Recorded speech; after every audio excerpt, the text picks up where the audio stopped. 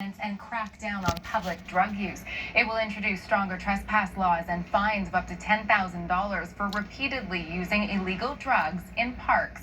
CTV's Kimberly Fowler has been following this story for us today and joins us live in studio with the latest. Kimberly. Well, Katie, the new measures will allow cities to dismantle homeless encampments, and the province is also spending millions of dollars to create more affordable housing units and expand shelter capacity. Enough is enough.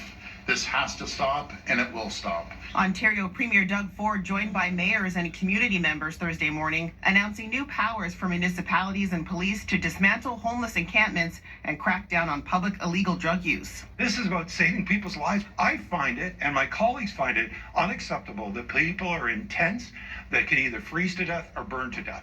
Families expect us to do more. The province is investing $75.5 million to further support homeless prevention, providing those living in encampments with more long-term stable housing and temporary accommodations.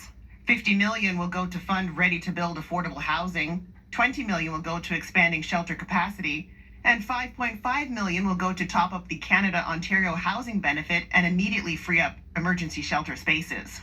The proposed legislation includes stronger trespass laws and fines or jail time for repeat offenders. Police will have the new tools to direct individuals to stop the use of illegal drugs or to leave the public space, with fines of up to $10,000 and up to 6 months in prison for people who repeatedly use illegal drugs in parks and public spaces. There were at least 1,400 encampments across the province in 2023. Local homeless advocates say dismantling encampments will further alienate the city's homeless population. So we would hope that the province looks at other solutions. The millions being pledged towards shelter services, that's a solution to homelessness. There are currently 2,000 people living in shelters and on the streets in Ottawa. Going into encampments, busting them up, and charging people is not necessarily an answer to those who are suffering and in a position where they've had to live in encampments. The Alliance to End Homelessness Ottawa says last year marked the highest number on record in Ottawa's shelter system. Roughly 10% of people in Ottawa shelters are employed but can't afford housing. They have nothing, and they're living in an encampment because that's the best they can do to survive.